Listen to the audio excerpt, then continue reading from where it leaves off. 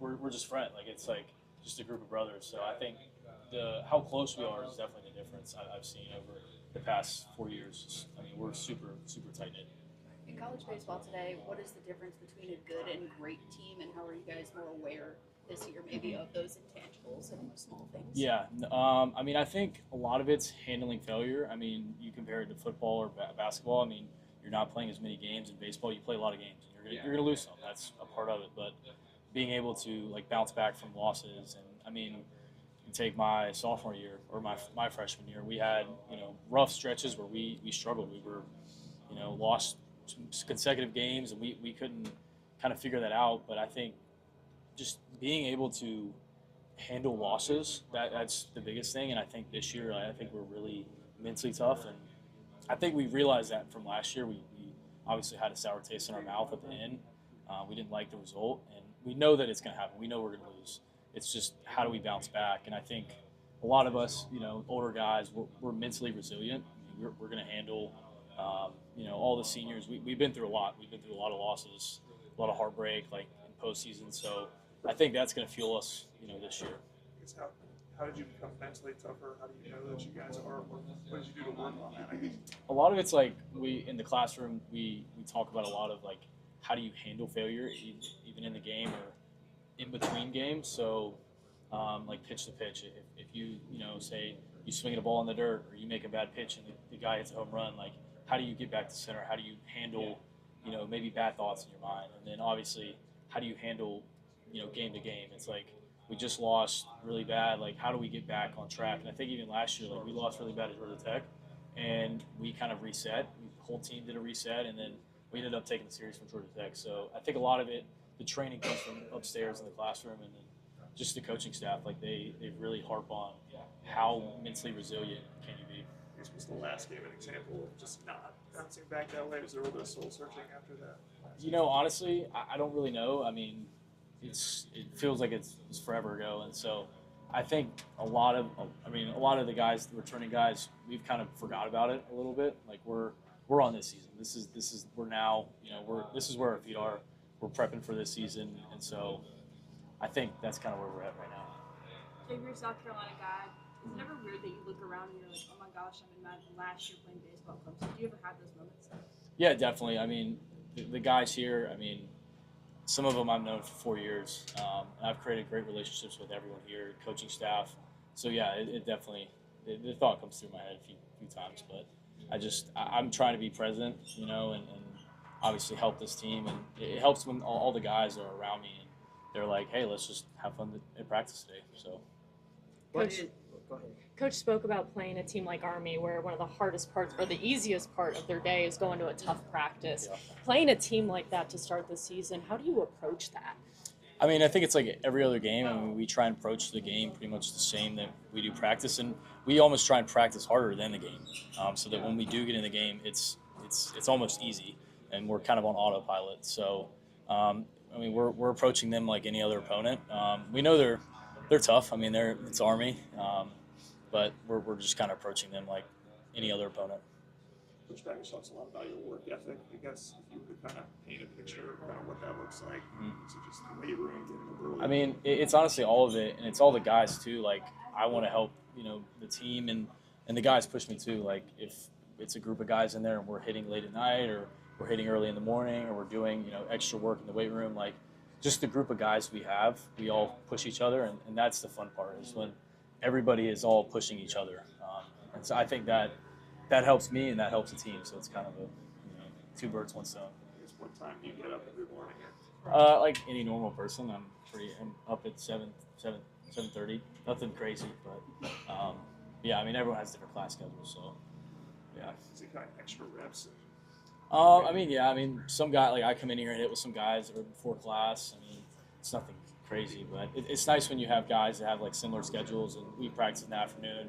Pretty much everyone has class in the morning, so certain groups of guys can come in and work. So that, like I said, that helps me, work on my process and helps me work. So. Is there anybody growing up that instilled that in you? Definitely my mom. I mean, she's a grinder. She was a softball coach, so I kind of grew up around the field. I grew up, I would go to preschool and end up back at the field after preschool, so I was just around the facility, and that's kind of here, like, all the coaching staff's here. It's just like when I was a kid, like I was, back at the facility, hanging out with the coaches, hanging out with the players. Like, it's kind of like deja vu. I'm now older, and now I just live here, and working out with all the guys. It's pretty fun. Obviously, your last year, 4 years ago, when you stepped on campus, you ever find yourself having a conversation with that kid 4 years ago? And if so, what would you tell him? And then what would you tell the guys that's going to come in behind you that are looking to play at this level? Yeah, no, definitely. I think about it all the time, like the person I become here. And a lot of that goes to the coaching staff and just the older players that I met my freshman year. And I try and instill that in the younger guys. And it's just like it comes full circle. And some of the lessons you learn here, like just from, our coaches who've coached for a while, they have a lot of knowledge.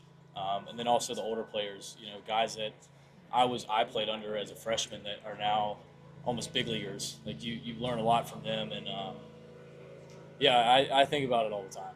What would you tell that younger Jacob Jarrell 4 years ago? I would tell him a lot of lessons, a lot of make sure you warm your body up, make sure you're smart about everything. But yeah, there's so many lessons I would tell him. Just like knowledge you get from doing it. You're here for 4 years. You learn so much about obviously baseball, but yourself. Jacob, you talk about teaching the younger guys. Who are some of the freshmen that have caught your eye? Guys, we're going to be learning about soon enough. Yeah, I definitely like Jason Foltz, Danny Nelson. Both of them could definitely play this year. I think Danny Nelson's going to be a big piece for us. Even guys that didn't play last year, I think that are kind of up and coming. Dane Moeller, son of a former big leaguer. I think he's going to really help us. So we're pretty deep on freshman arms, and that's fun because when we scrimmage, it's hard. These guys are really good. So I think those three. Sorry if you've already been asked this, but the way last season ended, did that fold into your decision at all to come back for this year? No. It happened, and obviously I'm back here. So I love this group. I love this university, and I think things happen for a reason. Was it much of a decision for you to be back here? Not really. I think it was kind of forced upon me, but like I said, it's happened, and now we're back and we're prepping for the season. So. Trevor Lawrence said after winning the national championship 2018 in an interview, you walk through the door, Christian Wilkins is not there, none of the four, the Power Rangers or anybody in a different lineup, and you go, okay, these guys, when you take a look at the guys that departed last year, the Cam Cantarellas, the Reed Garrison, those guys not walking through the door, what is your mental approach from that aspect, being a catcher, and how you dealt with last year going into this year? Yeah, I don't really know if it's – I obviously miss seeing those guys, but it's like we've reloaded. I feel like we're still really deep, and obviously you miss the guys that played here, but it's like, all right, next man up. Who do we get out of the portal? Who do we get in the freshman class? And I feel like we have a pretty good roster. So looking ahead a little bit, that Gamecock rivalry pretty early on in the season. How much does that light a fire under you guys playing that early on? We definitely think about it, but obviously our main goal is Army. Like, we're focused on Army. That's our first game, and that's their next game. So, when the time comes and when the umpires show up in South Carolina, we head down to South Carolina, that's when we'll worry about it. So, you talked about a couple sayings that you live by. Do you have a favorite Eric Backer saying that he says? Do it in imitation and back it. Stop. I don't even know if I can do an imitation. There's so many. Yeah, I would say my favorite saying is just go for no. He kind of like throws it in there, like especially when we're playing or like we have kind of like meetings during the game. He'll be like, hey, we need to go for no right here. Like we need to, maybe lay down a bunt. Like this pitcher's dicing us. Like we need to score some runs. We need to get some guys on. I'm sorry. We need to get some guys on. We need to score. Like just let's go for no. Like maybe let's steal third. But I think go for no, and that's like you can say that for anything really. But that's one of my favorites with baggage. How difficult is it for you to set up behind the plate knowing that the hidden ball trick might be pulled in a certain situation? How difficult is it for you to play that off? It's definitely hard. Luckily I've been a part of a few, but I just I trust the guys. I trust the pitchers. I trust the middle infielders. I trust, whoever's at third or first, or I pretty much just trust our guys. And hopefully I hope that I don't give it away, but we don't, it's more kind of improv. It's just like whatever happens. But yeah, I trust my guys out there. I hope that they can I'm figure not it out. asking you to give anything away. Yeah, obviously, I hope they figure it out. Playing catcher comes with a lot of wear and tear. How do you recover, and what kind of keeps you motivated to be available to catch every game? Definitely the new facility over there. I mean, we have so many just devices to help you, stay healthy. I mean, we have red light beds, we have ice baths, hot tubs. Like, our facilities here are great, and that helps me and a lot of our teams stay healthy. And that's, I mean, just the facilities here. This community and this university pours into its athletes, and it's awesome. So that we can stay healthy and we can play and play at our best. Time for one more. Well, give us an idea of what a mound visit from Jimmy Bell is like, without going into specifics. I mean, a lot of it's dependent on the person. Like, it's dependent on the pitcher, and that's where, like, me and a lot of our catching staff, we try and get to know our pitchers. I mean, we hang out with them off the field. We really try and get to know who they are, so that when Coach Bellinger comes out, we can, it's a three-way conversation. We're talking about how we're going to attack the next hitter, or, get out of this inning. All right, thanks, Jake. Appreciate Yeah, it. thank you.